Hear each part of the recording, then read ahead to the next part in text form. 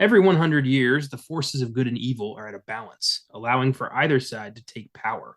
In this time, a powerful amulet becomes vulnerable, and the immortal Count Dracula has an opportunity to take over the world with it. To aid him, he enlists Frankenstein's monster, the Wolfman, the Gill Man, and the Mummy.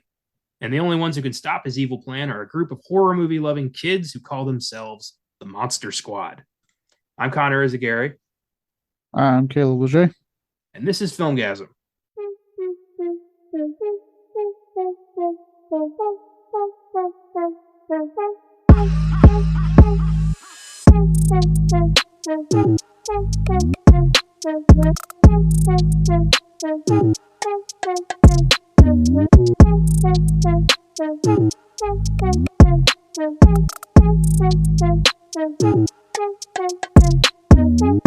Welcome to the Filmgazm podcast. In honor of the recent release of Renfield, I wanted to spotlight another favorite cinematic Dracula, as well as a cult classic that has never gotten its mainstream respect, 1987's The Monster Squad.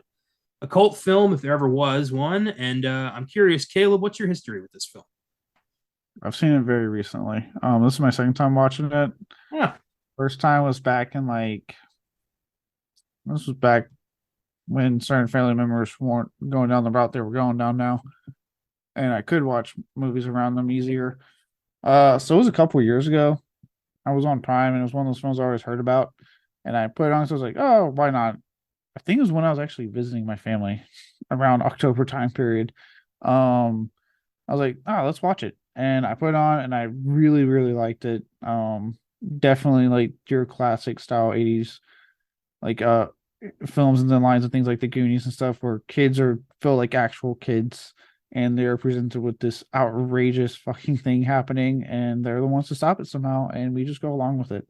So it's a fun film. The fact that it's Fred Decker, he would do things like Night of the Creeps and a bunch of really cool 80s horror comedy type stuff. That was always going to be his forte.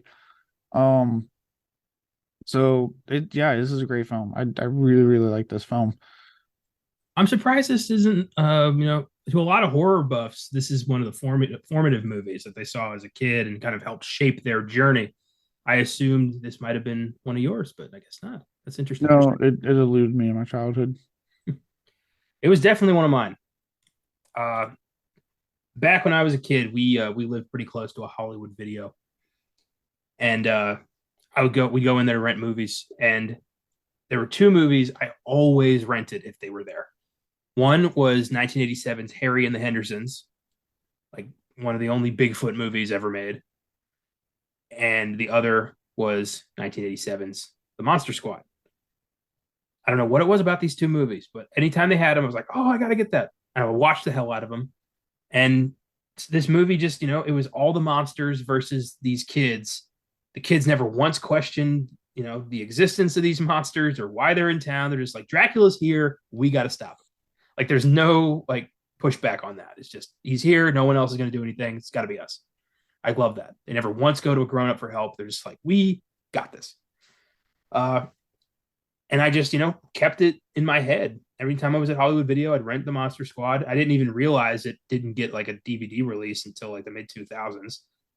And now I've got it on Blu-ray and it's, still one of my favorite movies. And I'm not alone with that. This film has had a hell of a pop culture resurgence in the 2000s.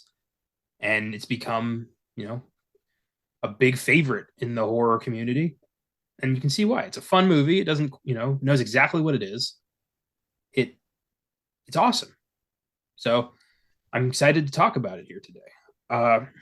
But first, my question to you: of the original Universal Monster lineup, which one is your favorite? Of the original? Yeah. For me, even though it's not even like my probably favorite movie of the bunch, it's always been Dracula.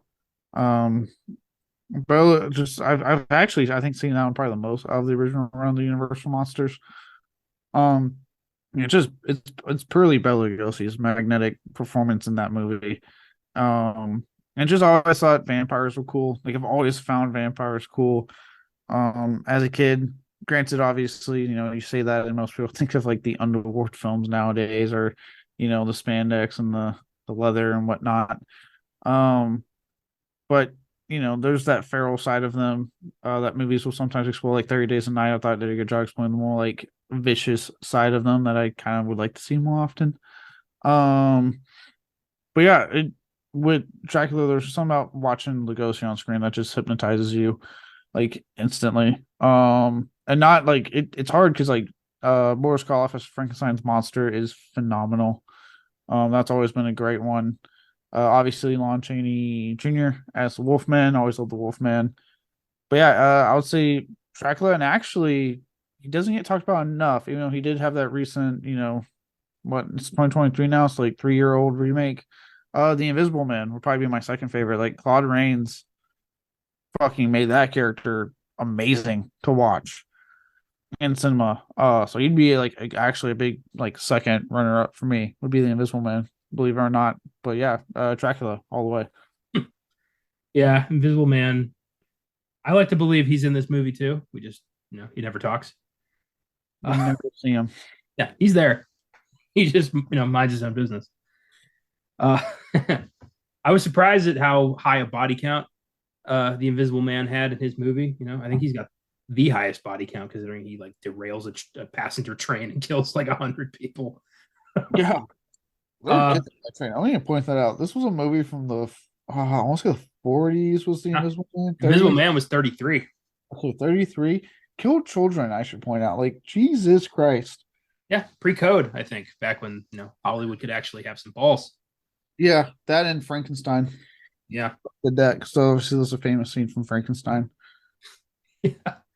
God damn, those movies, kind of laid the foundation of American horror. So, way to go. Yeah. To me, no one holds a candle to the Wolfman. Lon Chaney Jr. brought a sad reality to that role that no other actor really could do. You liked him. Lawrence Talbot was a nice guy. He was a good person who just got cursed by accident, and he hated who he became. And every movie he appeared in after that was him trying desperately to get rid of this curse or die trying. He didn't want to hurt anybody. But the Wolfman, you know, strangled people, which I thought was hilarious. It's like you're a werewolf, but you're going to strangle people. And yeah, I thought he was a very sympathetic creature, and the makeup effects still look incredible for the Wolfman. All right, switching gears. Of the Monster Squad version, who's your favorite? Frankenstein. Tom Noonan. I've always loved Tom Noonan's portrayal of Frankenstein. 100%. Just this big lovable oaf that helps the Monster Squad out, and then has a big comeuppance, or not comeuppance, but the moment at the end to help save the day. I always liked him the best with that. Not that like the other guys are doing good. The guy who plays Dracula and the Wolfman are great in their version of the Gill Man that they could get away with. But yeah, for original Universal, Dracula has always been my favorite. The Monster Squad, I would say Frankenstein, without a doubt. I do think the Mummy is so hilariously ineffectual in this movie. There's no reason for him to be there. It's almost like they're making fun of the fact that why is this one a monster? Because in reality, a mummy would be the most ineffectual monster. It is. It's a zombie that can't bite you. So it's like, why? What's the point? Yeah. Why am I have had powers? Not that we are saying anything bad about the 1999 cinematic masterpiece as The Mummy. No, I could never, and I will never. Yeah. But the 1987 Mummy appearing in the Monster Squad is a highly fragile little bag of bones that a child defeated easily with a toy. He did that real quick. Did you see real quick? Sorry, on that whole bumper sticker of the the 1999. You see that someone gave that to Brandon Fraser at an award thing, and they were like, "Would you show it off?" He's like, "Of course," and like he actually like pulled it out of his jacket and showed it off. My favorite part about all of that was the super serious look on his face. Like he wasn't smiling; he was like holding it up, like, "Of course." Like, wouldn't you? I would. It's great. Yeah, once again, congratulations on that Oscar, Brendan. You deserved it. Yeah, I think for me, I love Frankenstein. I love the way they pull that off in this. Tom Noonan's great. I love that they make him, you know, a, a reluctant monster. But there's something so sadistic about Duncan. I think it's Rager. Duncan Rager's Dracula. He is just a monster straight up. Like he's trying to take over the world. He's openly trying to murder children. Like there's no human being in there in this one. It's one of the few like monstrous evil Draculas with no romantic side that I've ever gotten. So I've always had a soft spot for his Dracula. You really gotta just let the book version of Dracula go and just enjoy what's been given to us. No, I don't, because apparently somebody with clout thought the same. Because we are finally getting monstrous, take no fucking prisoners Dracula this year twice with Renfield and the Last Voyage of the Demeter later on this year. So all I had to do was wait. There's nothing wrong with the love side, Connor. There's a lot wrong with it. I'm tired of it. I don't want to see Dracula dancing at the balls, trying to, you know, awaken Mina's sexual desire. No, no, just eat her and move on. No, it's called seduction. You clearly don't understand. At least I read the book. Yeah, I've read the book too. I don't believe you. If you'd read the book, you would understand my frustration. I am okay with them taking liberties with the book, so I don't understand your frustration. You are just the worst. The Monster Squad was written by Shane Black and Fred Decker. I'm not engaging. The latter of whom But directed you the not film. engaging just is everything I need. It just tells me everything I need to know. We have a film to talk about. We have a film to talk about. Thank You you. doing that just tells me everything. Their original idea, Shane Black and Fred Decker, was to basically do a Little Rascals meets the Universal Monsters sort of movie, which came to Decker when he was watching Abbott and Costello meet Frankenstein, a fantastic horror comedy, great movie. He was like, huh, I want to do that, but with kids. And that was pretty much, that was it. It's funny how some of the greatest ideas in pop culture history usually just come out of like, huh, I could try that.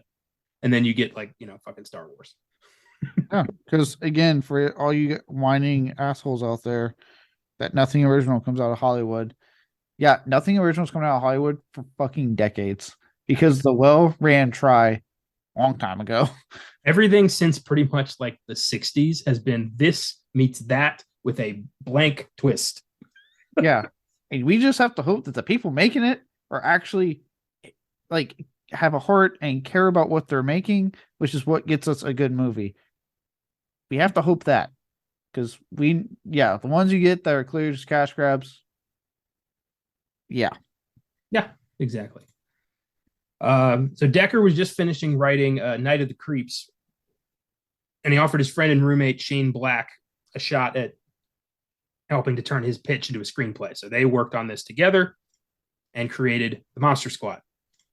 And they fully had intended this to be like Universal's next big smash. So they pitched it to Universal, and Universal was like, no, we don't want it.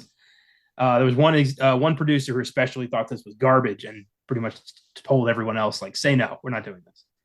Jesus. Yeah. So now that they passed on it, they could shop it around to other studios, but that meant that if they did get this project greenlit, they'd have to drastically change the appearance of some of the monsters, particularly the Gill Man. The creature from the Black Lagoon is a Universal trademarked character, so they had to completely rework the design of that character to look like something that kind of looks like the creature from the Black Lagoon. They had to basically great value the creature from the Black Lagoon. The dollar store version. That's insane to me that Universal was like, no, we're good. Like you could easily make a really kick-ass, like you have the rights. But Universal has kind of proven time and time again that since that decade of the monsters run ended, they have not known how to handle this fucking thing. Like if you listen to this for a while, we've talked about the infamous Dark Universe and the statement prior to that saying horror doesn't make money at the box office. So why would we make any of these horror films? Even though they started out as horror films. And then The Mummy came out, and not the 1999 cinematic masterpiece, the 2017 shitfire. And then they quickly went, oh yeah, okay, never mind, you're wrong. I have a tangent. So I was watching I think I was reading an article about like the worst movie trailers of all time. And I didn't know this at the time because I guess I didn't bother to watch it. But when the Mummy 2017's first trailer dropped, they dropped by accident an incomplete version that had no music, but it retained all of the grunting noises. So it's a very awkward, weird a cappella trailer that you can still watch. It's still there. I've seen that one. It's awkward as fuck. It was so funny. Just Tom Cruise is like, "Ah!" Oh, Like his super weird scream. ass scream. It's like a completely unedited stream, and it's hilarious. It's like, When the dude, birds are hitting the plane and people are like, ooh, ooh, like doing grunting noises. I'm like, what is this? Is this like some weird avant-garde student project? What is this shit? No, this is a $200 million film. That's what this is. yeah. So, yeah, Universal has clearly shown they have zero idea how to handle this shit. Because even like with the Invisible Man was a hit. The Leigh Whannell 2020 right before the pandemic hit movie, for those who are wondering. Um, no, that was a big hit, and it's a great movie. I fucking love the Invisible Man. Great Yeah. film.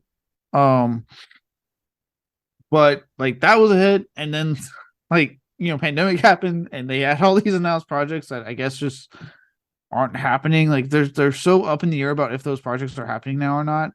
And we've just now recently, where Renfield and now the upcoming Last Voyage of the Meter are getting their new take on all this, which is filmmaker approach. It's not connected. I'm like, cool, but you've only announced Dracula projects since then. Are you doing anything else? I'm okay with it. Not every franchise needs to be this giant interconnected tapestry. I'm okay with that. Nobody but Marvel has proven they know what they're doing anyway. You know, if even if they managed to pull off a dark universe, let's say we get Invisible Man, Dracula, Frankenstein, Wolfman. It's all great. It's all building towards some big movie. What the fuck could it possibly be building towards? Yeah, exactly. And that was my thing with the whole documentary. I'm like, what are you building towards? I don't want. It doesn't. What are they fighting? What greater evil are they fighting? Unless you got all these monsters teaming up to like take down Godzilla or something, which would fucking rock, but no way. I don't care. What are we gonna get like the Universal Monsters versus Van Helsing by then and all this shit? Like, I don't want to watch that. Oh wait, we did get that movie. Yeah, and no one cared. Yeah. I know you're a fan of it, Connor, but I am, but I acknowledge that it was a poorly marketed adventure movie that everyone thought was going to be a horror movie and just was kind of goofy. But I watched it as a kid and I liked it. There's movies that you watch when you're a kid, you have a natural bias towards and you can't hate. Yeah, exactly. So Universal, man, like, and that's the thing. I'm not saying anything against, like, I don't mind the whole like what they want to do with Renfield and Last Voyage of the Demeter are clearly two different fucking Dracula projects. That's not what bothers me. It's just that they announced that. I'm like, okay, cool. Are you going to do something that's not Dracula though? Also, like, you have Frankenstein, you guys got the Wolfman. You guys want to do anything with that? Anything whatsoever? Yeah. What happened to that Ryan Gosling? Who was the guy? Dennis in France, right? Yeah, it was. I just know Ryan Gosling was set to star and James Wan was going to produce. Is it Derek Cian? I can't remember his name. It's the guy that did like Blue Valentine or some shit like that. I know who it is. I just forget his first name. I'm pretty sure it's Derek. I'm not going to try to butcher it. I just know I know the director, but yeah. Yeah, that was announced. That's not happening. There was supposed to be the Invisible Woman that Elizabeth Banks was supposed to direct, and that never took off. She went to go do Cocaine Bear. She went to go do cocaine. I'm like, oh shit, okay. Cocaine Bear, guys. It is Cocaine Derek, Bear. by the way, just confirming that. Yeah, I don't know what it is. I guess COVID gave them cold feet or something. Universal just they hate horror movies with a passion. They refuse to admit that the foundation of their entire company is horror. They're like the prostitute who became a pimp and refuses to admit she came from the streets.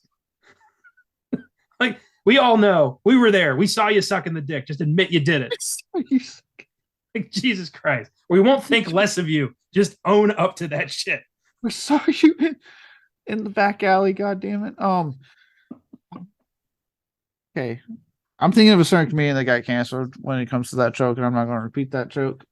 I think I know who you probably know who I'm talking about.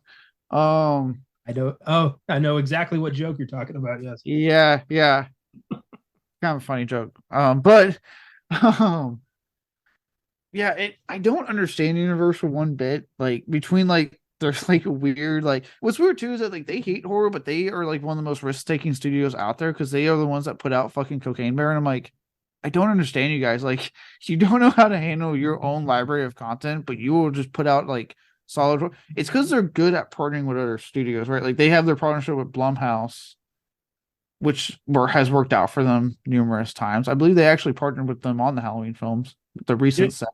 think Blumhouse has had to like convince Universal that they actually like make like adventure movies or comedy movies or something? Because if Universal Is that why Halloween ends turn out the way it fucking did? They were like, okay, Universal look, finally found out, like, we've been financing horror movies this whole goddamn time. You sons of bitches, you lied yeah. to us. They watched Halloween Kills and went, what the fuck are we financing? God damn it. And they went, okay, check this out. So when Halloween ends, mostly trauma. Okay. Mostly trauma. Michael, almost not even in the movie.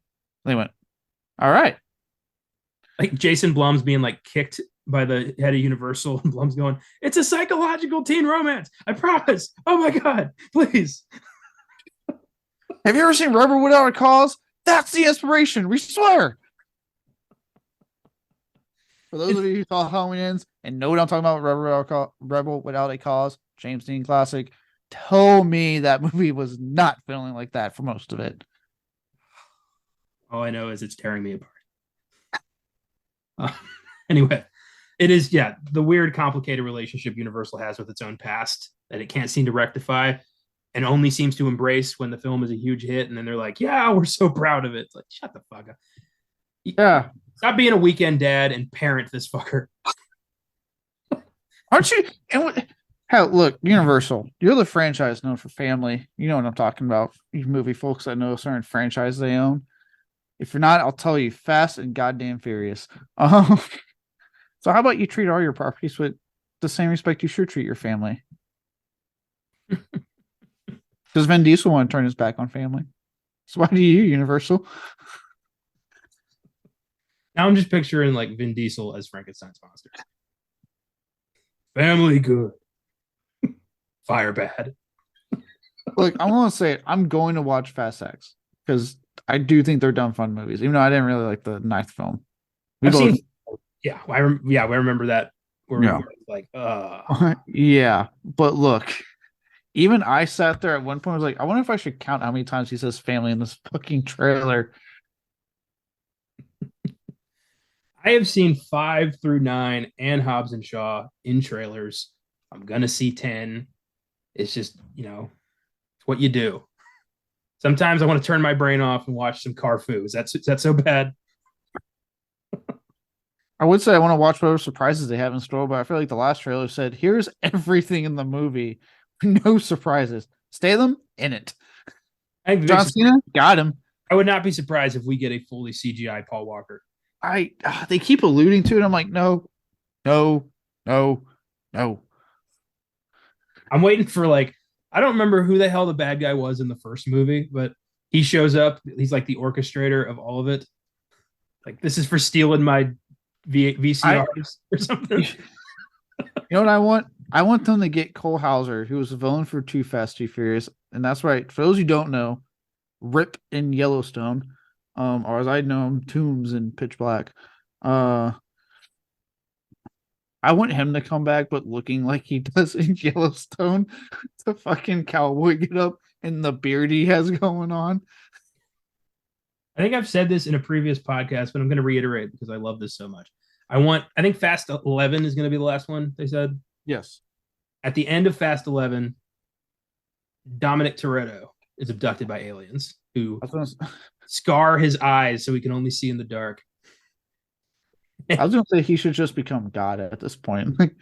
They scar his eyes, they drop him off on a prison planet, and he takes on the moniker of Richard B. Riddick.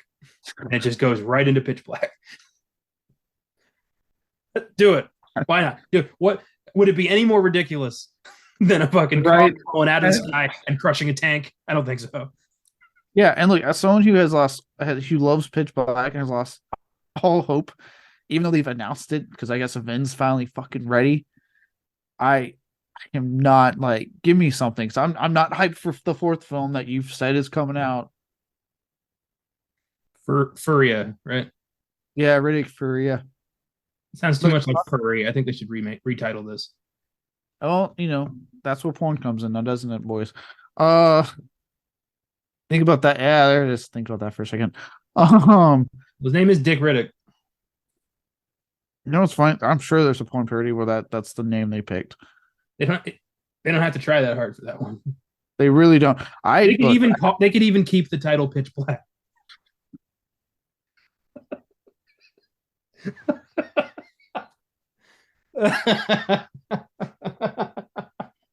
There it is. That's what I wanted.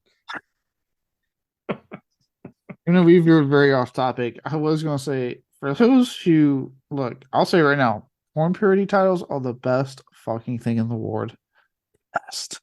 They are. They're fun. Pirates of the Caribbean? No. You're watching Pirates of the Booty. It's Night Boys. Cloverfield? Fuck that. Cleavage Field. Hills Have Eyes? Nope. Hills Have Thighs. My all-time favorite is probably the Shawshank Erection. I think that's just clever. That's just beautiful.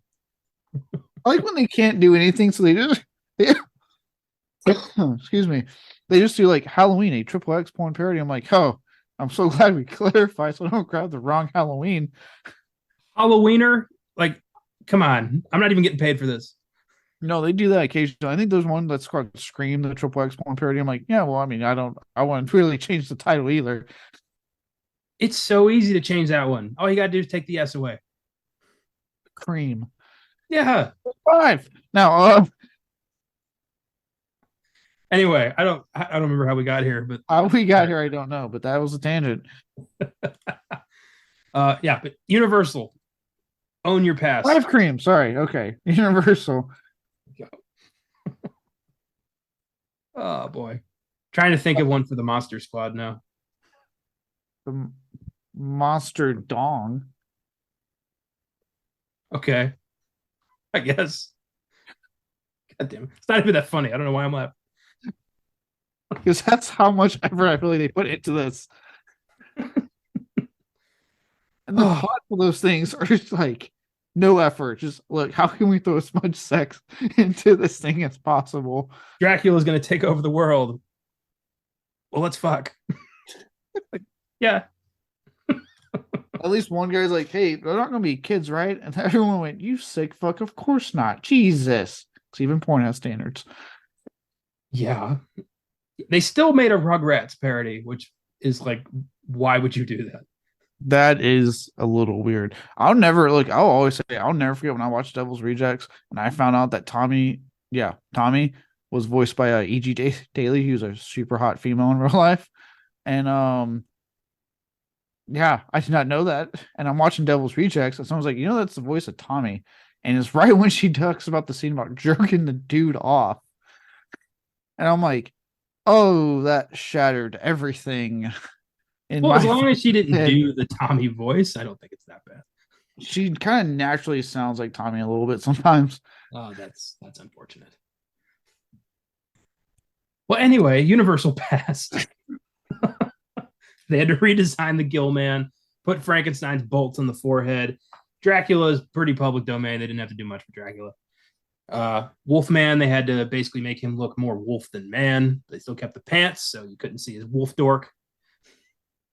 Hey, man. Yeah, we look, you got to keep it up in there if Wolfman's got nards or not. All right.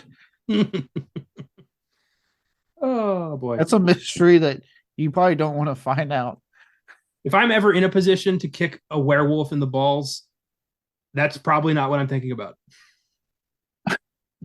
That's not really on my mind. Where you're about to find out if a Wolfman has a dick and how it may be huge or small. We don't know. Probably pretty big. You're in an interesting position in life, and good luck out there. I imagine it's that lipstick situation like regular dogs, but now it's It's a werewolf. I mean, they are dogs. Anyway, Yeah. Oh God, that just gave me a bad image. Oh that's God. enough talking about Wolf Dick. We're done. Not Dick Wolf. He makes good TV shows. But Nonetheless, if you watch Wolf Cop, you see Wolf Cock. there's your porn parody. It all comes back around. um, this is gonna be a giggly one. Canadian actor Duncan Rager. It's Rager or Rager. I don't know how to say his name. I'm gonna go with Rager. I just watched the documentary where they pronounce Is it spelled Rager? It's R. I think I wrote it down wrong in the script. It's a complicated. Okay, you don't have to look it up. I do. At this point, we've talked about it enough. I do. All right, Regehr. Got some French last name if there ever was one. Well, he is Canadian. Duncan. I'm gonna go with Rager. Rager. Fucking Duncan. Okay, there, Duncan. What if he's like? He was cast as Dracula. That's how I feel like people are with my fucking name. When I'm like, oh, it's French. They're like, legit, like, Caleb. Okay, yeah, sweet. We'll just go with that. That's easy. People don't even try with mine. They just look at it. They're like, Connor. I'm like, yeah. Dude, I know. And then I get the, where's that from? Oh, what is that? Like, how do you say that? And it's, oh my God. Oh, dude, I love when I tell people, like, especially when I have to, like, gauge if I have to correct them. You know what I mean? Because certain instances, like doctor's office, don't really give a shit. I'm in and out of there. Say my name however the fuck you want. But when I have to like correct, and then I had told him to like Leger, I'm like, yeah, it's French, and I swear to God, every time, oh, so you're from? No, I'm from Texas. Just to cut you off there, bud. I am from the state of Texas. You should start making up stories like you were born in a small village south of Paris. And then just act like you don't speak English, even if you've been speaking English that whole time.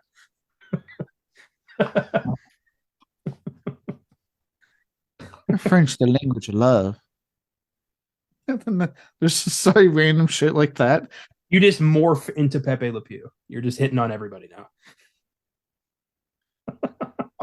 Isn't Pepe canceled? Probably. I do love the idea of like if they mispronounce your French last name, you like it's like a KGB sleeper cell trigger word, and you just turn into like a French asshole. I would not have a career in the military. I can tell you that much right now. Basher, get over here. And all right, yeah, what's up? Well, anyway, Canadian actor Duncan last name was cast as Count Dracula.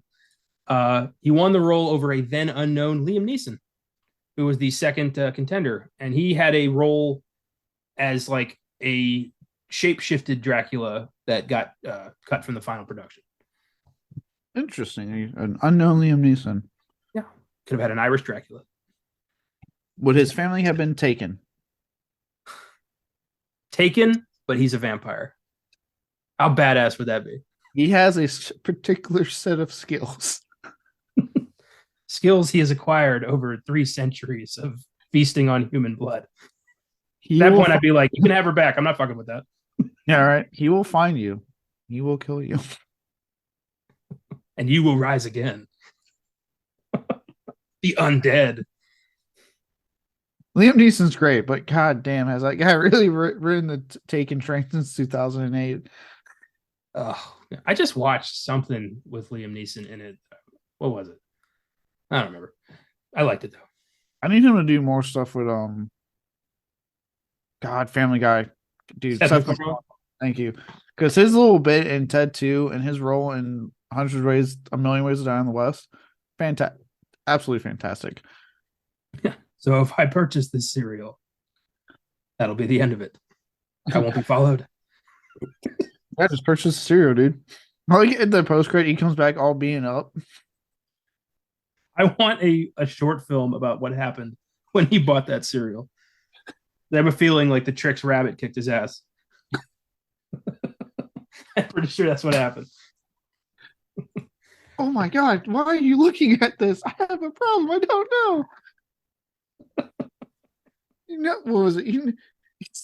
What is it? It's not chicks with dicks, it's dudes with tits or something like that. Yeah. I love when he's at the they're at the sperm bank and something happens. And Ted like takes a picture. He's like hashtag Grr Mondays. Those movies are severely underrated. They're Oh, those movies. hilarious. They're stupid, but it's a movie about a talking bear and his like Boston best friend. What were you expecting? High art? Yeah, look, it's fucking Seth MacFarlane playing Fast and Loose with an R-rated comedy about a talking teddy bear. Like, come on, guys. Yeah, nothing will ever be better than Patrick Warburton and Michael Dorn dressing up as their pop culture icons and going to Comic Con to fuck up nerds. That's just great. The Tick and Worf punching nerds. That's beautiful. Oh, that was great. Anyway, back to the Monster Squad. Character actor Tom Noonan was cast as Frankenstein's monster. Noonan chose this film as his follow up to Manhunter due to its more lighthearted tone. Manhunter was a dark fucking movie, and Noonan didn't want to play another serial killer, so he's like, I'll be a goofy Frankenstein. He chose this over a role in Near Dark, but Catherine Bigelow really wanted him to be in that movie, so she showed up to set to try to work out some sort of early release schedule, like talk to Tom Noonan, talk to Fred Decker, like, can we make this work? And she was promptly asked to leave. Damn. He was like, I want him in my movie. And Decker's like, well, he's in my movie. Please go. Yeah, go make Near Dark. You got Paxton. Calm down. And Noonan's like, I just don't want to be a bad guy again. I want to be the friendly monster. It's funny. He's actually really good as a bad guy, though. Have you seen Ty Russ's The House? The House of the Devil, House of the Devil, what the fuck's called? I have not. No, I want to, though. Honestly, he plays the he's the husband of the homeowner husband that she babysits the house at. And he is fucking creepy in that movie. He's good. I love Tom Noonan. One of my favorite role of his is on the TV series Hell on Wheels that was on AMC for 5 seasons. He plays a really disturbed priest who, or a reverend or whatever. It's all interchangeable to me. A minister who takes it upon himself to remake the world in his own image later on, and like kidnaps a bunch of people or like holds them hostage and like really snaps. And throughout, like from that point, you're like, you keep waiting for the moment where he snaps, and when it finally does, you're like, oh shit, this just got real. He's great. Tom Noonan's great. Yeah, no, he's good. The creature designs were built by Stan Winston Studios. Winston designed the monsters, but his team actually built the suits and did the makeup. And yeah, it shows. You know, the creature designs are great. The makeup's really impressive. You can always tell. You always tell Winston. Oh yeah, 100%. Yeah, I mean everything. Look, they did a good job of making it where like you can tell that these are all the Universal monsters, but enough changes were made to obviously keep them out of hot water. Yeah, it's not the Wolfman. It's a Wolfman. Yeah, it's not the Dracula. It's a Dracula. Yeah, it's not Frankenstein. It's Frank Stein. It's Franken. Frank, middle initial N, last name Stein. That's who this is. It's not the same thing. It's not the Gill man. It's just the man. It's just the man. That's hilarious. Who's that? Oh shit! It's the man. He has gills. It's not the creature from the Black Lagoon. It's the monster from the Dark Swamp. That's how I would have done it that way. It's not the mummy. It's a guy wrapped in bandages. Yeah, it's a sickly, thin, slow-moving man who gets taken out by an arrow to a tree. And the Invisible Man, who? Yeah, he's just over there. It's like Brad Pitt in Deadpool 2. He's here. He just doesn't say anything.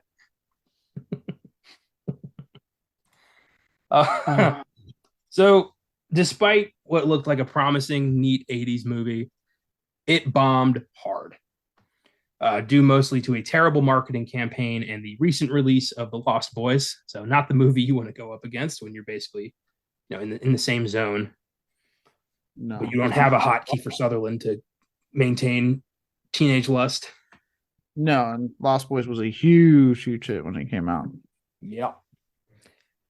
They were showing off in the documentary, the 2018's Wolfman's Got Nards. Great name for the doc. Available to stream on Tubi if you ever want to see it. They showed off the posters for the original release. Dear God, no wonder nobody saw this.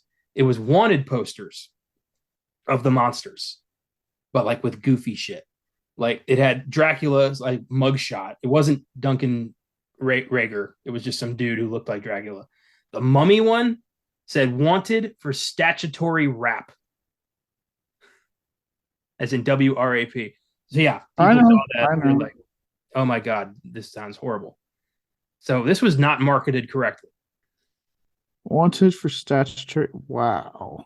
Yeah. Oh, Dracula was wanted for assault and battery. Like, because he's a bat, because he's Dracula. Yeah, I get it, but wow. Even I'd be like, are they really tying this to like? Yeah. It's weird. And the Monster Squad are not like the monster Ghostbusters, despite all the marketing trying to make them look like that. They're a bunch of kids just trying to save the world. Yeah, You can't actually hire these guys. Yeah, that's the whole point. They're kids. Yeah. So just nobody seemed to like. I guess the marketing team didn't watch a rough cut. Well, I mean, look, for anyone who I don't know if we talked about this before, but for anyone who kind of wonders a little bit of the film magic, uh, especially nowadays, when when a lot of people are saying, "Oh man, why was that trailer so bad?" I'm not talking about the fucking the Marvel trailer that just came out that everyone felt the need to downvote except for Weird Beef. But when people were like the Pet Sematary one, right? When I was like, "Why did they reveal the twist?" In the Pet Sematary remake, and you get all those complaints of bad trailers. For those who don't know, while they're making the movie, someone else sends a different team, it's the marketing team, the footage. And the marketing team is given the basic hint of what the hell this is about. And they assemble footage based off the log line, essentially, the premise of the movie, and the footage that they got. And half the time, the directors don't even know about it until the damn trailer's out.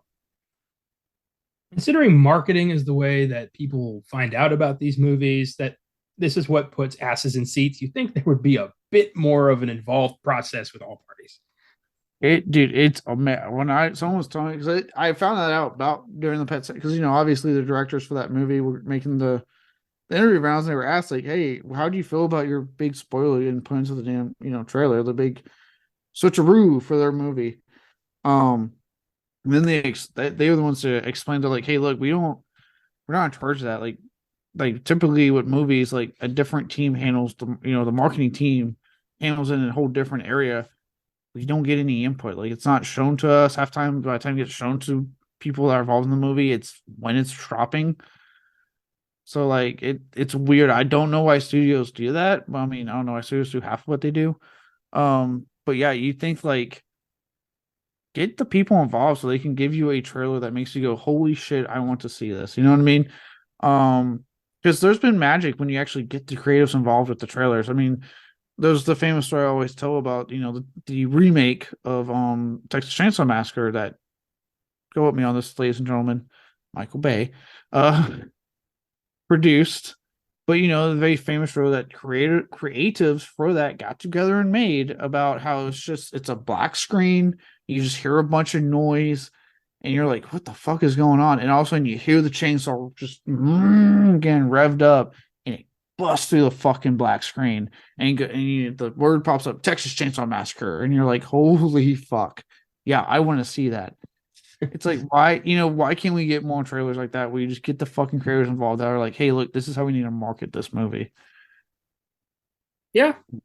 It doesn't make sense. It's almost like you're setting your shit up to fail. If you give people who are supposed to promote your movie, like if they have the wrong information or like half of the information, they're going to make something that is advertising the completely wrong product. And that's what happened with the Monster Squad. And the Lost Boys also didn't help. No, yeah, it's there's nobody that famous in the Monster Squad either. There's no big name to rally around. And also they released it too early. there was somebody that pointed out, Shane Black wrote Lethal Weapon in 1987, and that was a huge hit. But that they didn't advertise that on the marketing for the Monster Squad, from the writer of Lethal Weapon. Like that would have been a big sell. Yeah, that would have been a Timing huge. didn't work out. Yeah, and it's weird too because since we're all kind of like talking about Universal, you're seeing it.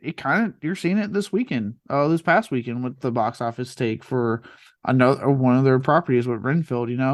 I would say the marketing for that was actually good, but Mario has made like over 600 billion. Like it's making fucking money, so that took away from it. And then I guess apparently everyone wants to see Russell Crowe be an overweight exorcist priest guy, and somehow that beat it. And it's like, you can't, even with a good trailer, you can't always tell what people are going to see. And also another thing, it's been a very crowded fucking month or year because we're back on a regular release schedule. Like COVID's kind of quote unquote behind us, So it's like you can't ever predict these things. It just happens. You just have to hope to God the film that you really like is a success. My fingers are crossed currently for Evil Dead Rise when it comes out. But it happens. There's so many factors on that. And at the end of the day, as we see with the Monster Squad, it's all about what are the legs. Like, will it last? Yeah, it may have tanked when it came out because this film tanked hard. But has it lasted? Has it stood the test? There's plenty of films that have been huge successes that I would argue don't stand the test of time. Avatar's the first one that pops to mind. I wonder why, because there's a fucking new sequel finally out. Huge hit, number one grossing film of all time, and yet to me, not a lasting impact on pop culture at all. No, but some movies they don't have as large an impact as others, but the cultural significance of the Monster Squad is never gonna match the cultural significance of the Lost Boys. It's just not going to happen. But there are people out there who hold the Monster Squad as sacred. It's their movie. It's their favorite movie. So it's impactful to them. And that's what the documentary really focuses on, is how this movie has influenced ordinary people and helped them through some shit. It's about outcasts fighting monsters. So a lot of people who felt like outcasts themselves embraced this as something that represented them. So, take that. Like that's what matters above all else is, longevity to people. So I've never met anybody who told me Avatar was their favorite movie. Yeah, absolutely. Because this won't have it doesn't have obviously the big cultural impact that like Lost Boys has shaped. But like you said, people have held on to it, and there's plenty of films like that's kind of like the beauty to me of like cult films, probably more than like the big hit films. Yeah. Is the cult films have more fervent fan base because they want a huge hit and people know it, and people are like, well, even then, even though it doesn't matter if it was a big hit, this film was, Monster was clearly made with love and people wanting to make this movie and make something special, and people latched onto that.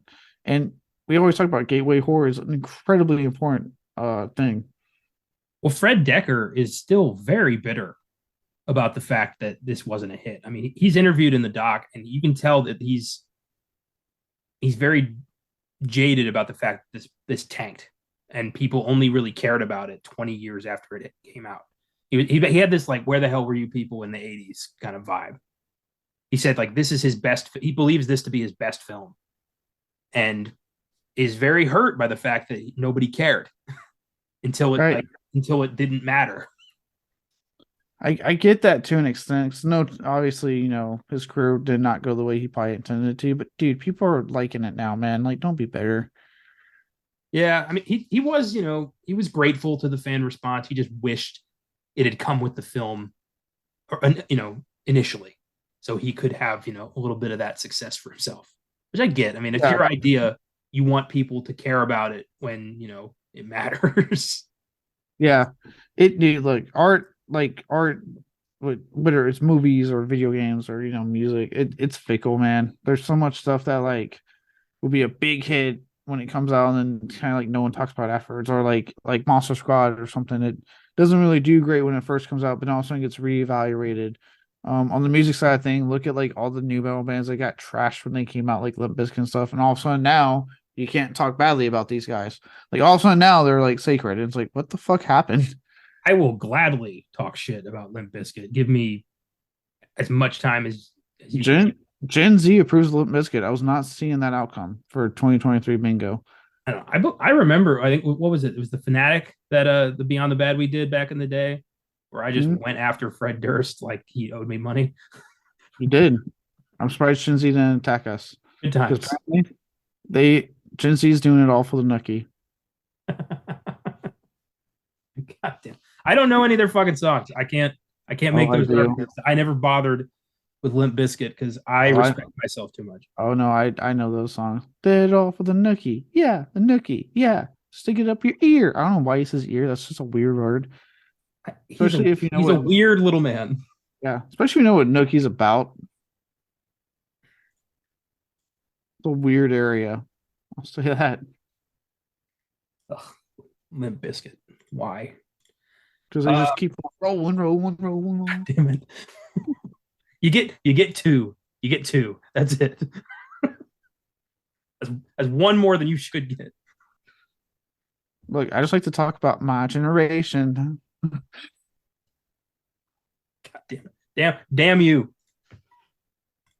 Oh, on those days. Stop it. If we're going to get sued for copyright infringement, it is not going to be by fucking Fred Durst. But my horrendous singing, I doubt it. Ugh. I feel like I need to take a shower now. The Monster Squad only grossed 3.8 million on a budget of 14 million. So really tanked. And it pretty much disappeared from culture for years. You know, in the 80s, it's not like you could go. You could buy movies on tape, but not everything was available. And VHSs were really expensive, like $100 a pop. So if you could afford it, you could get like E.T. and like, I don't know, fucking Indiana Jones. It wasn't until the advent of like Hollywood video and Blockbuster that VHS became affordable. Because I know for anyone that's like, well, my parent, because I know obviously anyone around our age group here probably had parents with huge ass VHS collections. I know mine did. That's because once the rental stores popped up and had to buy the shit en masse, those prices went straight down, and you could now buy home video easy. Those VHS collections came from the 90s. Yeah. That's why I said people were our age, because I know I was born in 92, and I do remember my parents had a huge VHS collection. My family had a giant collection of films they had taped off of HBO. Oh, dude, yeah. That's why we had Signs. My dad taped it off HBO. With 3 films a tape. You could fit 3 films on a tape. And we had just giant, we had a whole room in the basement full of tapes with no cases. We looked like pedophiles. It was just, it's like, why else would you have a collection of unmarked tapes?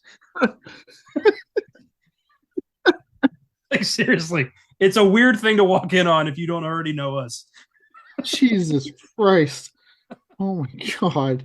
I was thinking of like Always Sunny with Dennis's Conquest in his drawers. Yeah, I love that no one has a name. It's like waitress, hairdresser, black waitress.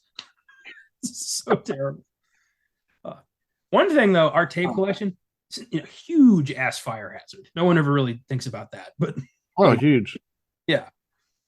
Unreal. Yeah. No, my dad was the one that for some reason was in charge of labeling the tapes he recorded. I don't know why my mom did that, because he was horrendous at it. Like I had to always like find out where he put Signs when I would watch it as a kid. I was like, where the fuck did he put the goddamn movie? Apparently we had some sort of like checkout system of like, we had all the tapes written down where it was like, if you want this movie, this is on this tape on this shelf. And I don't know. By the time I was like old enough to comprehend that, we'd moved on to DVD. Yeah. Did your parents do the thing where like the movies you can't watch were like either higher up or behind the stuff you could watch? That's what my parents did. They put like Forrest Gump, Saving Private Ryan, fucking Tombstone, all that shit was like behind what I could watch, so I could only see what I was allowed to watch. No, because we watched pretty much everything together. So like if I, carried a movie over to my mom, was like, let's watch this. She'd be like, oh, we're not going to watch the Blair Witch Project.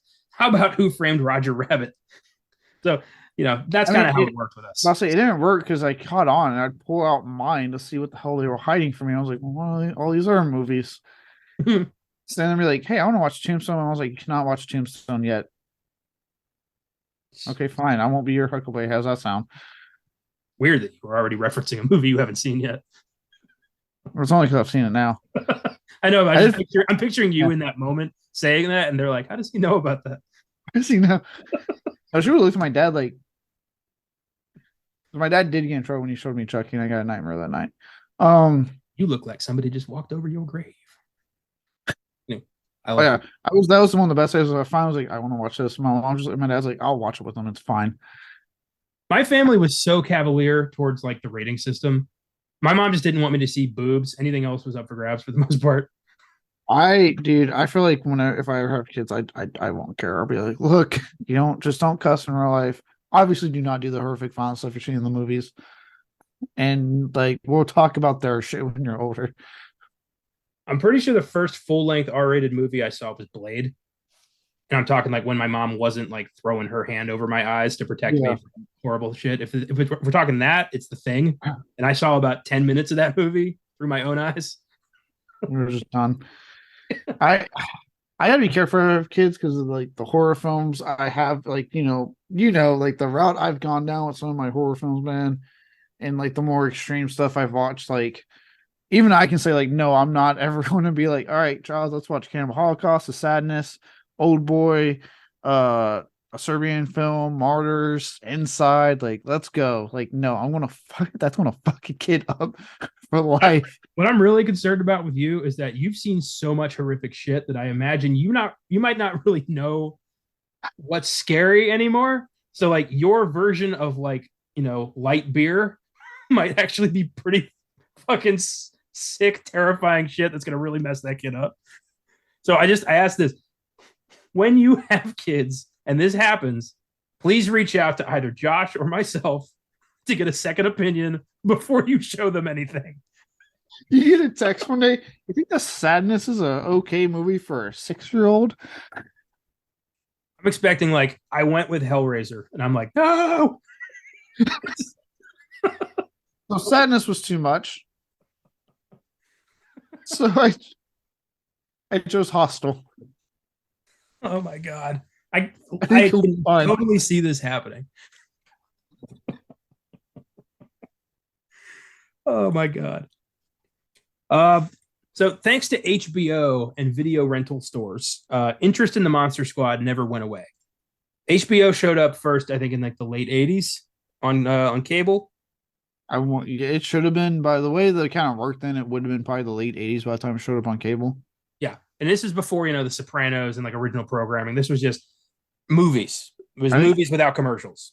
Yeah, I think this was still back when they would do like movies at 2. And like, if you ever watch like documentaries from people that were like, a lot of actors and stuff that were obviously kids around that time, they'll mention it. There was like dedicated during the 3 stations that used to only exist.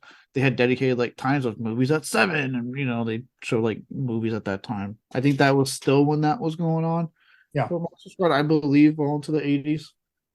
Well, the Monster Squad, because it's cheap. No one, no one's like there's no bidding war for the rights to stream a movie that tanked at the box office. So and even the 80s was that weird transition where yes, we started getting more commercials. Obviously, you were getting more channels.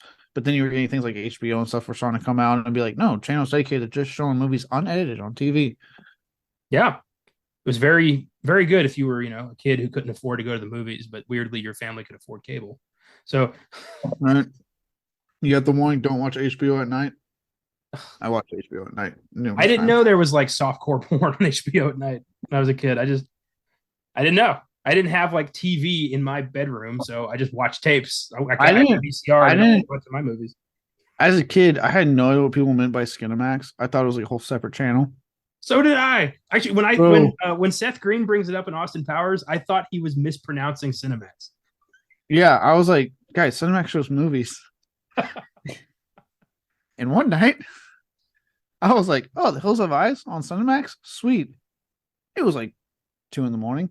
For clarity here, I put it on. I was like, "This is not The Hills Have Eyes," and I clicked the button. I was like, "Oh, it's The Hills Have Thighs." I I wish you'd didn't. watched the whole movie and were like, horror is weird. I mean, I didn't stop watching. I kept going. That's fantastic. Oh, one time, here we go. one time I was at, I think it was Barnes and Noble, and I was like 10, 11 years old, and I was looking at the movies because I could never buy anything. 'Cause movies at Barnes and Noble were like, still insanely expensive. Oh yeah, But I could look around, and I had apparently wandered into the special interests section. that's what they call it. Yeah, it's workout tapes and porn. And if you need one, you're probably gonna need the other. If you're doing it right, I grabbed one you can because have them both. I recognized the font, and I'm like, oh, look at this. And I went to my grandpa and I showed him Indiana Bones and the Temple of Poon. I recognized the font, and I'm like, Indiana Jones. And he was like, oh, that's great, Connor. And like took it out of my hands and put it back. And I was like, it feels like I'm in trouble, but everyone's smiling.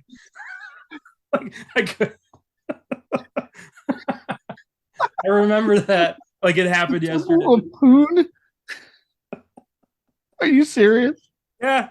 Yeah. It had like a hot chick on the cover. I just saw the Indiana Jones logo and thought, ooh, just grabbed it. Oh God. Remember when Blockbuster had like the adult section that either had beads or a door? I don't think I ever actually like I don't remember going into Blockbuster when I was a kid, like to rent anything. Like we went to Hollywood Video. Like I just never I think my mom owed a shit ton of late fees at Blockbuster, so we never went back. She had a Trump ship. I think so.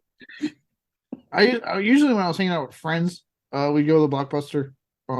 But if it was with my family, the small local one in Blanco, the fucking it was like Video Shack. It was called Video Shack. I wanted to say Terry's Video. I don't know why. No, it was a play on Radio Shack. They just called it Video Shack. Yeah, I was not there at the time. I do not remember. Well, I was there like all the fucking time. Yeah, thanks to HBO and video rentals, new fans kept discovering it and keeping the film spirit alive. People like me who would go to Blockbuster or Hollywood Video and see the Monster Squad and think, oh, that looks neat, and rent it all the time because you couldn't buy a copy of this super obscure 80s movie. The 2018 documentary Wolfman's Got Nards discusses the film's longevity thanks to horror fans, conventions, and the Alamo Drafthouse sponsoring fan screenings with the cast. You can thank the Drafthouse really for kind of reviving this movie. It's pretty sweet. Yeah, good job for them. Yeah. In 2007, it finally got a DVD release after a lot of fan outcry. And in 2009, a Blu-ray release, and you can now stream it on Paramount Plus. So it's available to watch now. I have the Blu-ray, and I have the Blu-ray of Harry and the Hendersons too. So I never have to rent it again. I don't have the Blu-ray. I did watch this on Paramount Plus, so I have Paramount Plus. So I'm surprised like Shout Factory or Arrow or somebody hasn't done like a super edition of this. Yeah, I'm surprised. Paramount it's owned by Paramount, and that's why it's on Paramount Plus. I think admittedly is one of the tougher ones to like get licensing rights for like special editions like that for. I think they tend to be hold on a little bit more to their stuff. Ugh. Which Let is weird. Enjoy things. Yeah, which is weird because if you actually pay attention on like Vinegar Syndrome and like Arrow and even Scream Factory, if you actually pay attention, they get with like MGM a lot. MGM, the smaller companies like Blumhouse obviously has a good working note with Scream because they put a lot of Christopher Landon stuff on there like Freaky and the Happy Death Day films. So they actually seem to get with those smaller studios a lot to put out their stuff. And occasionally they get lucky with the bigger studios. Occasionally. Well, it only takes one. I just gotta buy a movie one time for the most part. Like once I have it, I can have it. Then we're good. So I don't need much. It just needs to happen. Yeah. Hey, look, I will always get whatever edition's out. And then as you've seen, if it's a movie I adore, like I really like, and they do come out with a fancier edition, I can fork out the money for it. Cool, I'll totally do it. Yeah, and then I can usually have your leftovers. Yeah. And then It Austin works gets out. my leftovers. So everybody gets something out of this. It's working out for everyone. Uh, the Monster Squad has an IMDb score of 6.9, Rotten Tomato score of 56%. Critics' consensus reads, a fun 80s adventure with a slightly scary twist. The Monster Squad offers tween-friendly horror with just enough of a kick. Which sounds positive, but then you go ahead and give this a rotten score. So, like, are we playing both sides Right. here? Like, what's the deal? Right. It's like you read that and you're like, oh, this should have been a fucking huge hit then. And you're like, nope, this tanked. And I don't even think it really got a good Rotten Tomato score either. Nah, I think it's had like a 74, 75 user score. Yeah, it's like, all right, well, these two things aren't matching up. One of these things is not like the other. With that, let's give this film some awards.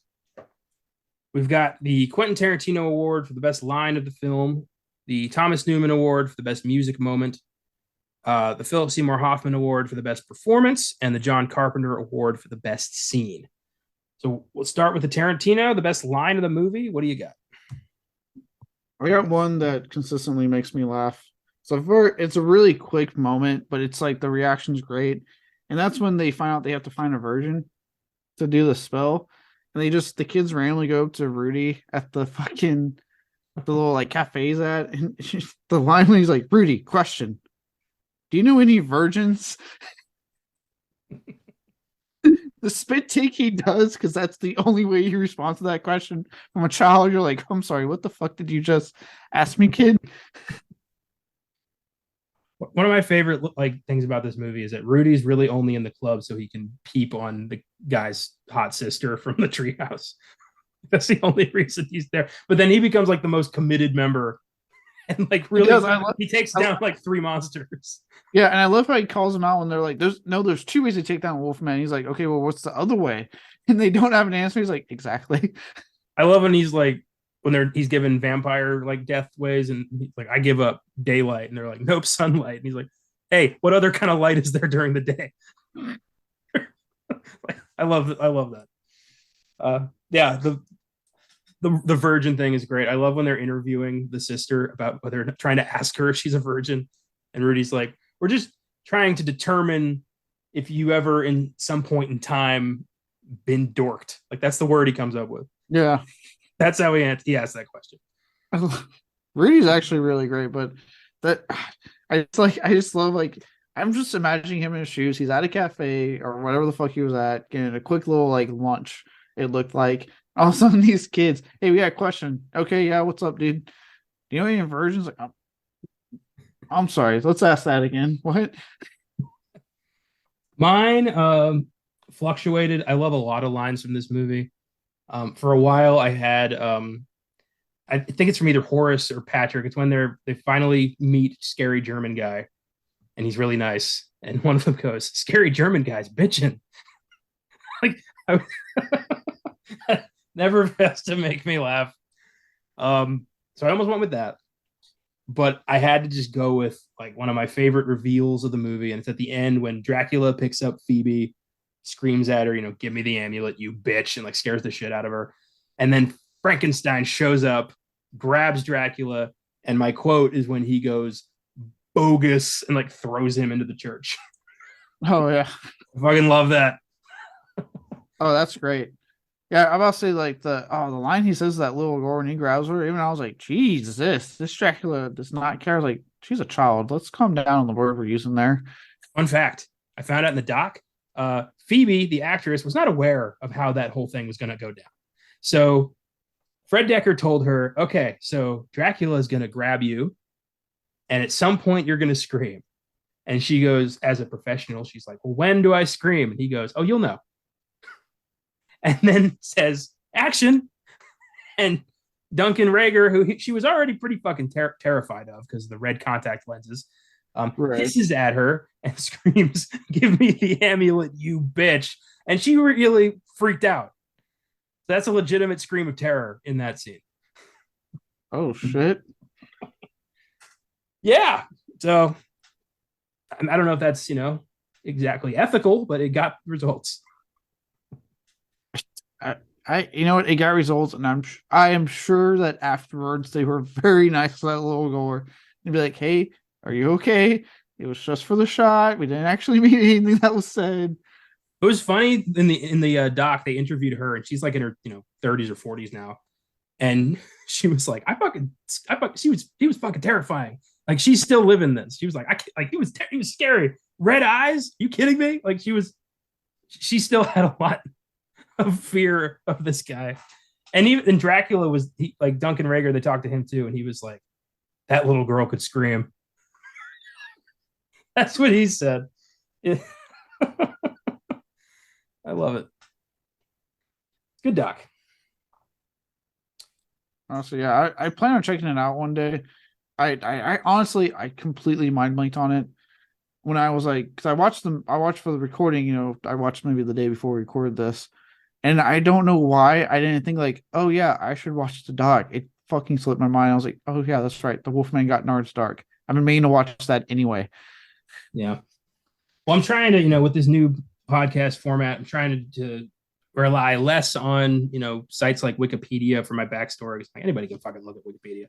I like when there's a documentary or a book or something I can do like more in-depth research on. And that's not always the case, but when there is one, I like to prioritize that. I don't ask anyone else to do that, but since I'm putting the script together, I should do that. Yeah. I mean, it makes sense. Makes sense. Yeah. I'm surprised neither of us went with Wolfman's Got Nards as our line. I wrote it down. And I was tempted to put, I was like, no, that's just too obvious. It's the most famous line from the movie. So I was like, I got to find something else. But I did write down because, I mean, it's a funny moment when because they have this session like they're talking about that, like, oh, Wolfman doesn't have nards, blah, blah, blah. And then they're like, kick him in the nards. He's like, what? He doesn't have, kick him in the nards. And he doesn't. And Wolfman goes down. Just that line of, whoa, Wolfman's got nards. Like it works. It's a great fucking line. But it's like the one that everyone knows from us. So I was like trying to pick something different. One of my favorites is when Frankenstein befriends Phoebe and they're all terrified. And Phoebe's trying to convince them to come check him out. And she's like, come on, guys, he's friendly. Don't be chicken shit. Phoebe, a 5-year-old girl say chicken shit is just precious. Yeah. Honestly, Phoebe, I'll say it, MVP of this film. One of the MVPs. She is fucking great. She is. In the doc, I guess a beloved line is when Horace takes down the Gill Man and EJ calls him fat kid and he cocks the shotgun and goes, my name is Horace, and has this triumphant moment. People fucking cheer in that moment. Oh yeah. I mean, it's a good moment. I mean, look, obviously this film has ADisms and, I don't want to delve into that because I just don't care to delve into that. If it's not your type of language and you can't realize when this movie got made, don't fucking watch it. But yeah, the whole film, they're calling him fat kid and all this shit. And you're like, Jesus Christ. Even his friends are like, oh my God, it's fat kid. Yeah. Oh, it's fat kid. And so when he has that moment of fucking like triumph of like, my name is Horace, after he took down the Gilman, you're like, yeah, fuck yeah. That's your name, dude. You took that fucking monster down. Hell yeah. I totally get it. I get it. And also, Gilman, all it takes to take down the creature is like a double barrel to the chest. That's all. That's kind of weak. Like Wolfman exploded and then, got better. Yeah. Yeah. They always do that to a Wolfman. Like the Wolfman will have like a horrific death and then just transform back to a dude. I'm like, no.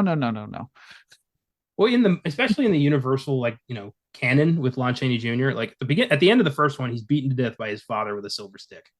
And it's like, oh, that's the end of the Wolfman. And then the next movie, he just, he gets up. Like every single movie, like they kill the Wolfman and then he just gets up.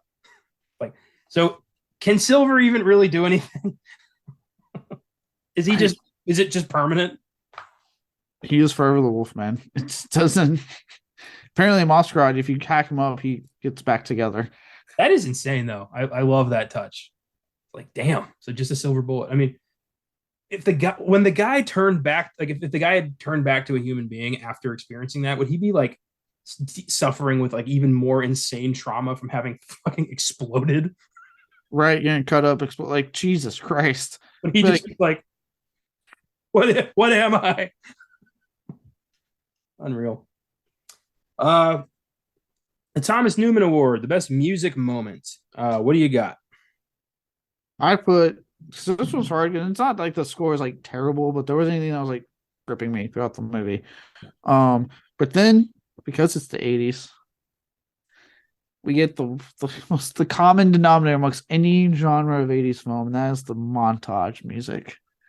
And I'm sorry, this is an original song they did for the movie, but Rock Until You Drop is a goddamn catchy beat. So I had to put this. As soon as it clicked, I was like, yep, this is it. Like I was just sitting going, like I was like dancing to it. I was having a good time. I was like, oh yeah. Like it, yeah, this original song that it fucks. It's an original song. Yeah, Rockin' Till Drop by Michael Cimbello. I went with the same thing. Yeah.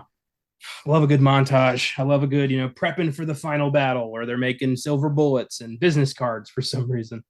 And just really, prepping and getting the hot like photos and all that. And it works. It's just, it's a nice little reprieve from the darkness where they're just, gearing up to take down Dracula. Yeah, totally works. Oh yeah. It's great. Look, 80s man, like they nailed the montage. Say what you will about that decade of films, they fucking nailed the montage so hard. The 80s remains my favorite decade of film. So many of my favorite movies came out of the 80s. It had a certain just, hey dude vibe that didn't exist in the 70s, didn't make it into the 90s. It's firmly in the 80s. Oh yeah, I 100%. just love that. I love that to death. Oh, it's great. So it's one of the best decades in my opinion when it comes to film. Oh yeah, without a doubt. I'm glad neither of us went with the god awful end credits rap that apparently needed to be here. Yeah, look, it's awful, but you gotta kind of appreciate like the 80s like movie raps back in the day. Like, oh The boy. Monster Squad, the Monster Squad. Like, no, no. It's so bad. Oh boy. I don't know if it had a rap. I forget which installment now off the top of my head, but it had a rap. Was it like Freddy's rap or is that a different thing? It was Freddy's rap. I forget which one it was in though. That sounds like a Freddy's Dead thing, but I wouldn't. It was before Freddy's Dead. I think it was like 4 or 5, one of those two. It had to be. It couldn't be one of the good ones. They were too good for that. The Philip Seymour Hoffman Award, the best performance. Who wins the movie? This was actually tough because I was debating between the monsters, honestly, throughout it, and I'm going to stick with who I talked about earlier and Tom Noonan. I just really like his portrayal. I was actually tossing between him and the guy who plays Dracula. Was it my two? Like I was trying to toss between that. I just had to stick to my guns with Tom Noonan. I really do think that other than Karloff, he is one of the better ones to take on this role. And for someone that essentially is doing like a goofy little movie, you can tell he gave it his all, and he really made an endearing Frankenstein out of it, or Frankenstein monster, I should be exact, for anyone comes fucking hunting me down. But he really made it his own. Still, obviously, retained what we loved about when Karloff, first did it way back when, and made it to me another just cinematically endearing version of this character. That's high praise. Wow. Yeah. I had Tom Noonan written down too up until about 2 hours ago when I was thinking it through and I was watching the doc, and I thought, nah, I love Noonan, but I got to give this to Duncan Rager. Holy shit, I love his Dracula. Okay. The costume is so like Party City. It's such a goofy looking costume, but he really is playing this as straight as he can and really giving us an evil Dracula who's willing to murder children and just whatever it takes to take over the world. Oh yeah, it's great. It's kind of unclear how this whole taking over the world thing, the amulet and limbo and all that, and like it's hard, no, but just don't think about it too much.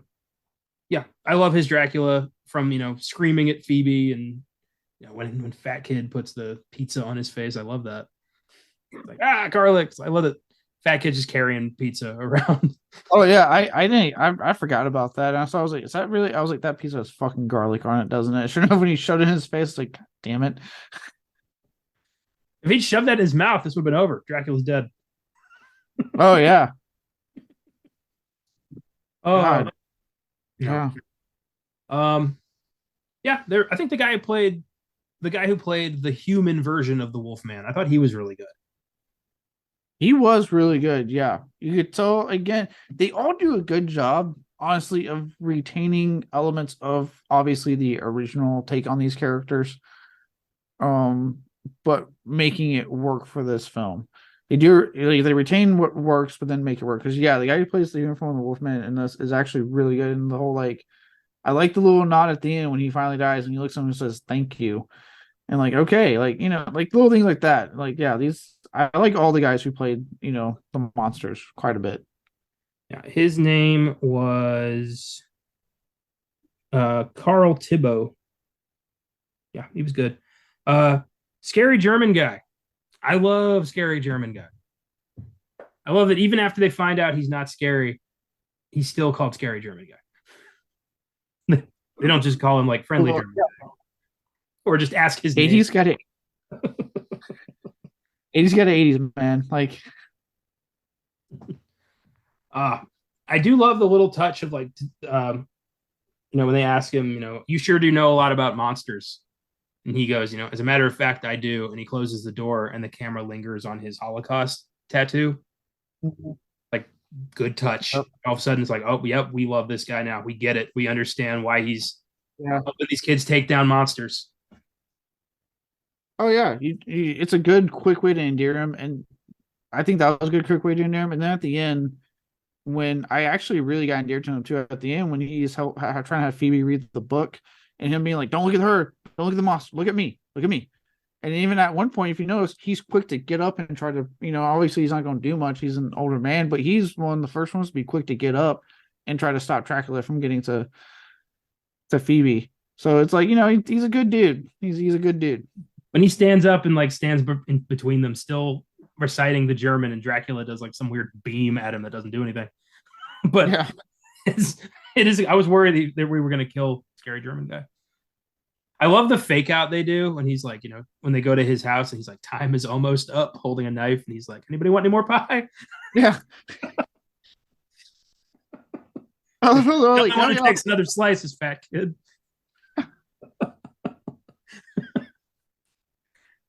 Oh, yeah, yeah. He was really good too. The actor, honestly, that played him was really good at I mean, this is why when people sometimes like come at these movies with certain words are kind of said, in these films, I'm like, but you're missing kind of like the other big stuff, like how they literally took someone who was a Holocaust survivor and turned them to one, humanized them to an ungodly amount in this movie to make you endear so quickly by doing the little showing of the tattoo when he says, "Sure enough, I know enough about monsters." Protecting Phoebe and the fake out with the knife and him actually like, "Oh, your kids want pie?" Like, they're like, "Oh, he's actually a really nice old man." yeah, who really goes out of his way to help and protect these kids from monsters. Like he may not even, like he has no reason to believe any of this is real, but uh, they need his help. Yeah. Yeah, nice. Nobody once talks to their parents because everyone's parents in this are kind of assholes. Oh yeah, because we get the stereotypical, I guess dad cop works too much, so the wife's just like, "Do you even love me? You're not home all the like." Oh,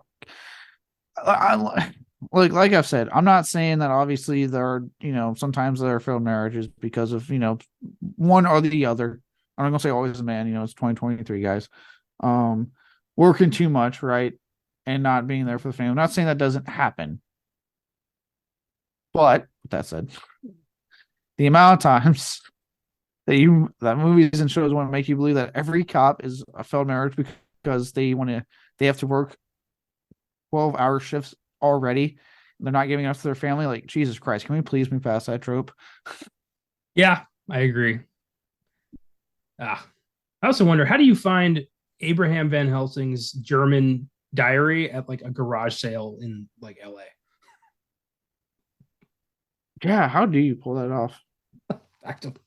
I don't know. John Carpenter Award, the best scene of the movie. What do you got? Oh, okay. That one also again took me a while, but it hit me as soon as it happened. And that was Dracula and the gang, if you will. bringing Frankenstein's monster back to life, and our first time kind of seeing all of them on screen at the same time in the movie with the music playing and Dracula doing the lightning and everything. Like, it's a really good scene, and it's their first time seeing this version of quote unquote the Universal monsters on screen together. Maybe I'd say what, like maybe 20-ish, 15, 20-ish minutes into the movie. And it's a really cool scene. You're like, okay, here we go. We're fucking Universal Monster about to wreck fucking shop on this town. So yeah, that's the scene I went because it's our first time really seeing all the guys on screen together before the mayhem ensues. This is the first time ever. I mean, even in the Universal canon, like, when there were team up movies, that the Creature, the Mummy, Invisible Man, they weren't involved in any of those. So this That's is the true. first time we ever saw that. Yeah, because when they did the crossovers, they only did like one or two of the characters. That was it. They never Never did everybody. all. Yeah. Well, that's neat. Yeah, good scene. Cool pick. I love the bit before that when the two guys are on the transport plane and the one guy's just like, God, this job sucks. I hate doing this. And the other guy's like, stop complaining. And the guy just immediately goes, you know what? You're right. I'm having a great time. This is a great job. It's just an immediate switcheroo. It's not a very well written scene.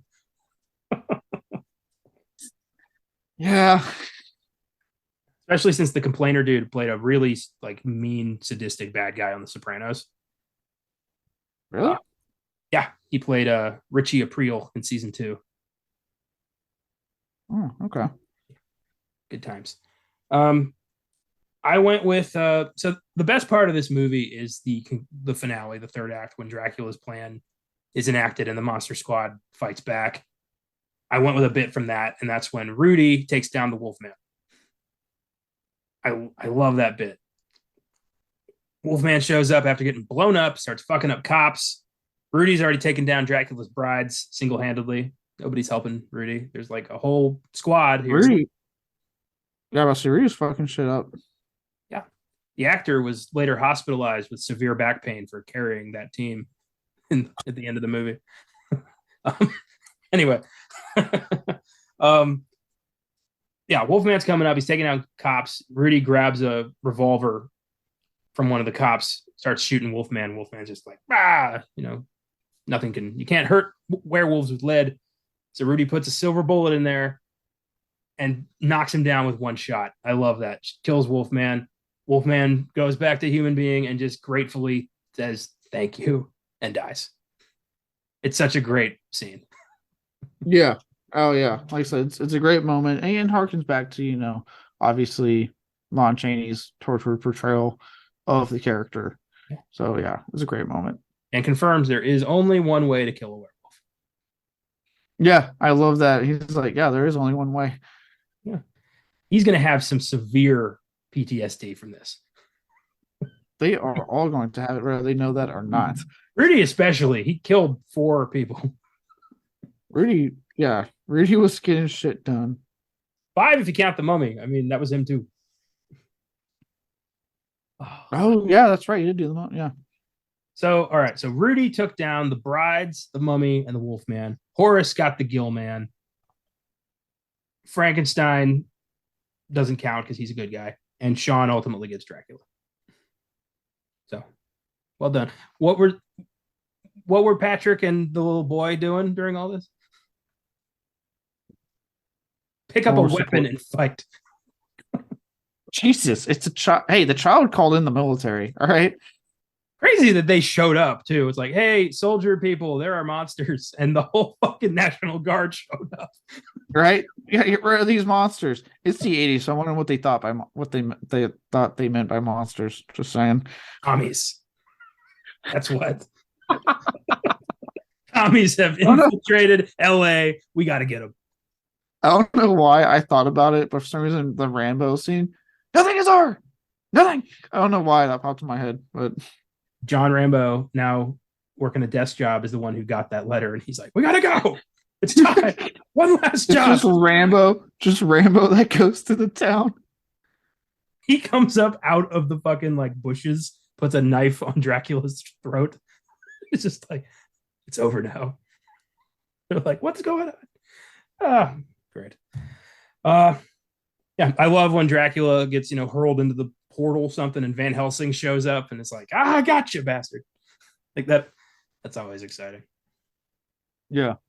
Yeah. There's a lot. God, the whole sequence, like the entire laying siege to town sequence is fucking great. Like this movie does build up to a very awesome climax.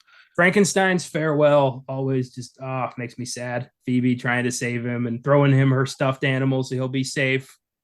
Yeah, it's like, oh, and again, going back to like obviously, kind of harkening back to the original film Frankenstein, and it's kind of like, if you know what happens to the little girl in that movie. Spoiler alert for those who have not seen like an over 90-year-old film. I think it should be getting close to 100 itself. Yeah, in 2031 it'll be 100 years old. Okay. Um, little girl dies that he tries to play with. He, does not realize what he's doing, and she dies. So really cool redemption they were able to kind of pull into this movie by having it to where, obviously they get along and he saves her, and you're like, oh. Yeah, I like the moment when Frank's in the treehouse. Oh, they call him Frank, and he opens a mask of his face, and he like, throws it away and is like asking them like, "Am I scary?" Like, oh, dude, it gets you right here. I love the movies that portray Frankenstein's monster as a victim, a sympathetic, lonely person who just wants to be recognized as a person. Yeah, and it technically kind of harkens back to the actual novel Frankenstein that, he was intelligent and actually was kind of like, why did you make me? Why did you do this to me throughout the novel? Well, in the novel, he's the creature. It's the movies that turned him into the monster because monsters are supposed to be these great lumbering oafs and creatures can think. So they had to, they turned Frankenstein's monster into a vicious, evil, scary monster when really he's innocent. Yeah. It's supposed to be innocent, but hey, movies got a movie, they gotta do something. But yeah. And then Van Helsing tried to do that too, and everyone was like, Frankenstein's a pussy. And I disagree. We know how you feel about Van Helsing. One day you'll have a chance to speak on that movie's behalf. Yeah, in October. I'm doing it this year. I'm doing it. I'm finally doing it this time. I don't know who's gonna join me on that because I'm on an island with this one. But one of you people is gonna be there. Oh boy. All right. With that, let's check out what Letterboxd has to say on our next segment, What's in the Box. What's in the fucking box? Give me the gun. The Monster Squad is rocking a 3.5 out of 5 on Letterboxd, which is pretty high. I thought this was going to be lower. Turns out film critic people and people who think they are film critics love the Monster Squad. Great movie. I have 5 reviews here that had me rolling, and I hope I can make you roll as well. Because we're rolling. No, bad. Stop it. God damn it. This first one's from Joel Duscher. I don't want to say Duscher, but it's Duscher. I'm going to go with Duscher just because I hope it's not Duscher. This did nothing for me, but Dracula uses dynamite as his main weapon, so I couldn't go lower than a 3 and still live with myself. 3 stars. It is weird that Dracula's consistent method of murder is fucking dynamite. Dude, I don't know where he found that dynamite and why he had so much of it. I love that he, like, part of his powers is he could just light it with a thought. Yeah, right? He's like, and it's on fire now. What a weird way to go. Blown up by a vampire. Doesn't happen a lot. Almost never. This next one's from Emily Rugburn. A lot of weird names today. The Monster Squad. Okay. 5 observations. Number 1, these children talk like Rush Limbaugh. Why, Fred and Shane? Why? I guess because of the slurs and slut shaming and fat shaming, maybe. Oh, God. Okay, so again, briefly on this subject, 2 quick things. One, it's a movie from the 80s. Again, if you don't agree with that kind of stuff, I am not condoning it. I am not saying it was right. It's just words that were said back then. Don't watch the damn movie. Don't watch a lot of 80s films then. And secondly, Guys, kids say offensive shit when parents are not around. All right. I want to challenge anyone that was a child at one point in their lives, aka everyone on this fucking planet, that if you didn't say anything offensive, okay. We all talked crass as shit as kids because we were learning these words. We were learning, oh, these are naughty words. They're talking like kids would at this time. It's realistic to how they would have fucking talked. Okay, I'm sorry. Quick tangent. I bought a copy of Matilda today, one of my favorite movies ever. And there's a line in that movie that I absolutely love. It's when Miss Trunchbull was buying a car for Matilda's father, and they're talking about children. And she goes, children, filthy, nasty things. Glad I never was one. And it's just glossed over, like never expanded upon. He doesn't ask a follow up. Made me think of that. Oh, yeah. Yeah. So that was number one. Number two, aside from that ugliness, still one of my favorite scripts ever. Sean's dad saying, put your basic lid on it. It's one of the greatest things that has ever been said. Number three, Richie from The Sopranos in that beginning scene on the plane. You're right. This is a great job. I'm really happy. Makes me laugh so hard every time. Number four, I still don't understand Universal letting them do this, even if they slightly disguise the names and designs, just how. And number five, Gilman in this, cuter and better than OG Creature or Guillermo Creature. 10 out of 10 woodfish sex. 4.5 stars. What? People are, all right, let's just get this out of the way. Why are people so attracted to the creature from the Black Lagoon? I don't get it. I Apparently, don't understand. He's the hottest of the Universal lineup. Who'd have thought? You think Dracula gets like fucking like mad about that? Dracula is at the bar. He's seducing this chick all night. And all of a sudden she goes, hey, Drac, who's your cute friend? And it's Gilman being like, just fish face wide open. God damn it. God, I don't understand this. Was it Rico Browning? Was it Wait, Rico Brown? Is it Rico? What was his last name? The guy who played the Gilman, or Creature from the Black Lagoon, I should say. Like, are we talking in this movie or the original movie? The original. Okay, I don't know. Rico Browning was his name? I've never seen Creature from the Black Lagoon. I was about to say, is it the actor? Did people just like fawn over him and the suit just did it for them? No, because this chick's talking about how much she thinks Gilman in this is attractive. So it's not him, it's not the guy, it's not the actor. It's the suit. People want to fuck manfish. Look, Austin, you heard it, buddy. Shape of Water was on to something. Yeah. Apparently there is a market. There's a market for fish fucking. I'm sure Porn's explored that enough. You guys have fun with that. Fish market, if you will. Pike's Place market. We've been there. Yeah, we did. They were not slinging fish because they were still doing COVID restrictions. Yeah. I've taken a lot of vacations during COVID. I shouldn't have done that. You bastard. I wore a mask. I was careful. I never caught it. I think there was I might have once. I don't know. Only you didn't catch one I got. And for those who are wondering about the fish slinging thing to our audience, for those who haven't been to Pike's Place over in Seattle, it's like a place right on the waterfront of Seattle. And there's a section where they sell fish, basically. And they were known to just sling that shit, like the fish to their different workers and to the customers and shit like that. But obviously, because of COVID, they had to stop doing that. If I was going to catch COVID before there was a vaccine, I would not have wanted to catch it from some jackass flinging a fish in my face. I think I'm speaking for quite a few people when I say that. How'd you catch COVID and why are you on your deathbed? Some jackass in Seattle threw a fucking salmon at my face and now I'm going to die. So I think it was smart for them to stop doing that.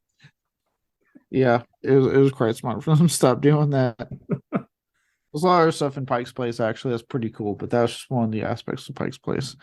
Never forget you getting two really cheap 4K awesome horror steelbook movies that I'm pretty sure were like, fell off a truck in air quotes.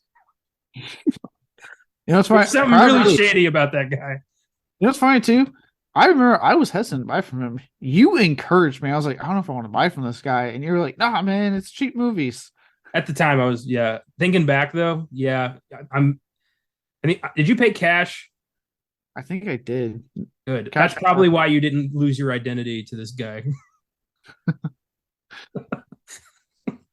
The next one's from Tim Kopp.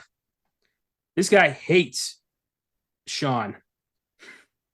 Sean, essentially a child Mo Howard, Jesus. terrorizes and criticizes and belittles everyone in his wake and is maybe less sympathetic than even the most bloodthirsty monster. If anyone had a friend like this growing up, where even the most innocuous question could get you slathered in vicious and uncalled for insults, I'm pretty sure that friend would find themselves in the bottom of a ravine before long. Damn.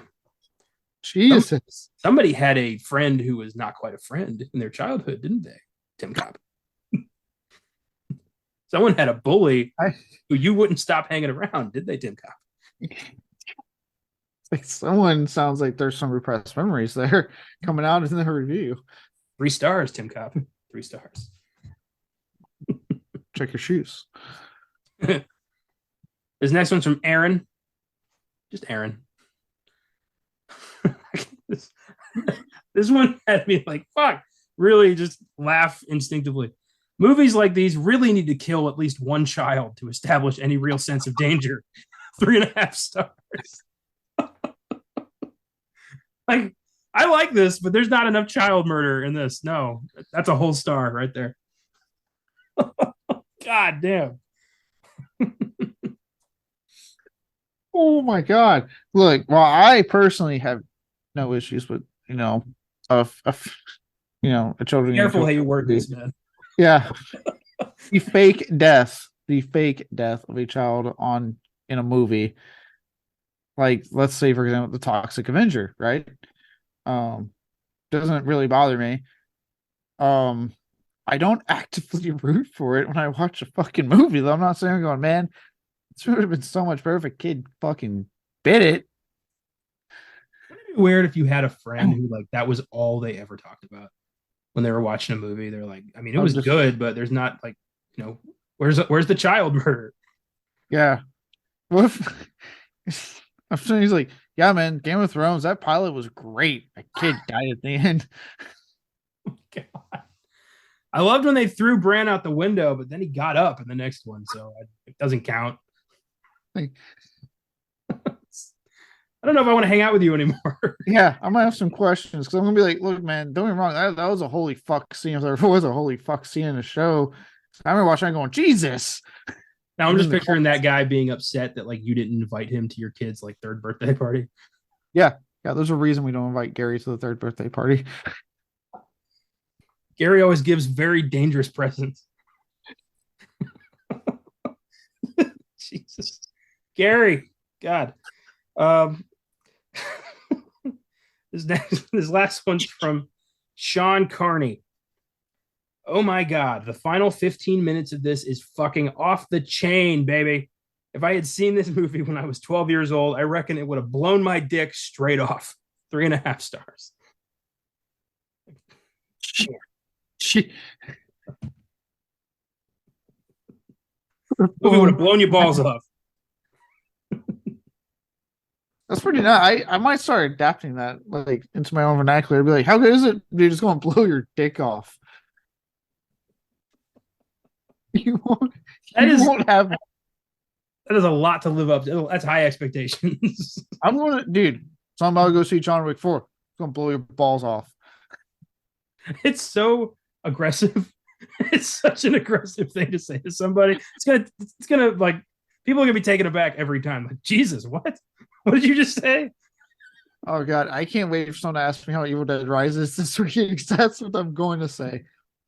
If I'm ever in a church again, I'm gonna make conversation about movies, and when somebody starts asking me for recommendations, I'm gonna start saying, "Oh, this shit will blow your balls off."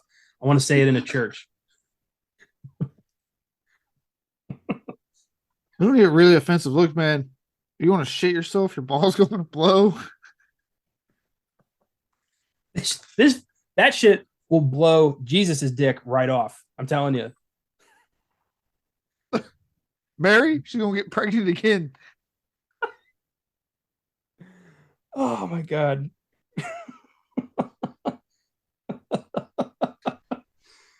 Oh boy, I love this. Oh, this was fun. That's what's in the box. A lot of praise, not enough child murder, and some shit that'll blow your balls off. Oh. Woo! Oh God! Ooh! Blow your Oh, balls off. How good was that, dude?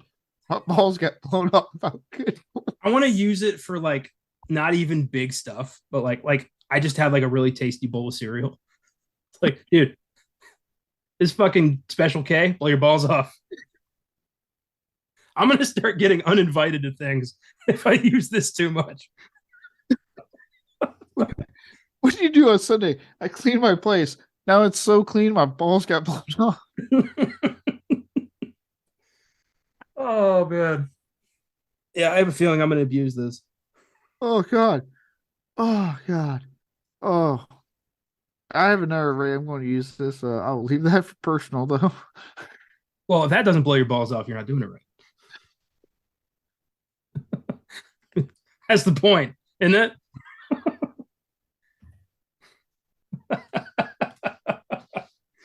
I'm 100% keeping that in the back pocket for a certain special moment in my personal life now. I need to hear, not on air, but I need to hear how that goes. Oh, I will tell you how that goes. I'm probably not going to give you a good response. I know the response I'm going to get, and I'm going to look forward to it. I hope this causes like an irreparable rift. Like you had no idea. You're like, I didn't mean it. It was a joke. It has to do with the podcast. On the next episode you just keep breaking into random tears. I'm like, buddy, it's gonna be okay. I promise this episode is gonna blow your balls off. And that just doesn't help. You just start crying again.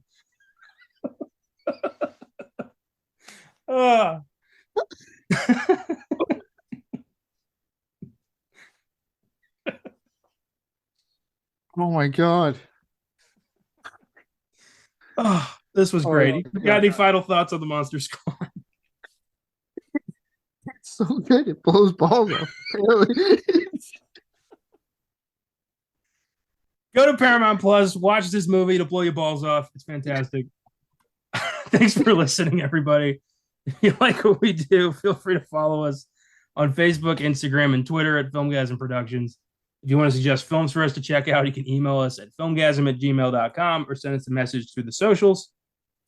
Check out our Letterboxd accounts for daily reviews. You can find me at Connor95, and in my friends list, you can find the rest of the team.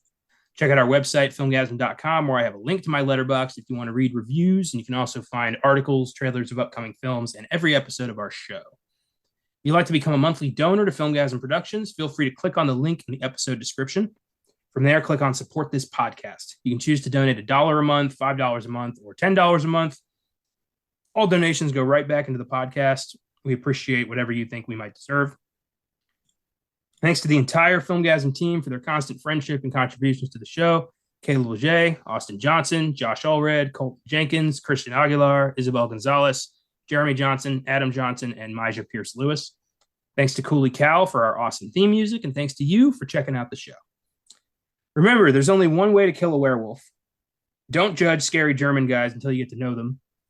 And if you find a group of friends who love nerdy shit as much as you do, hold on to them. I've got mine right here. They blow my balls off. Take it easy. Keep watching movies, and we'll see you next week.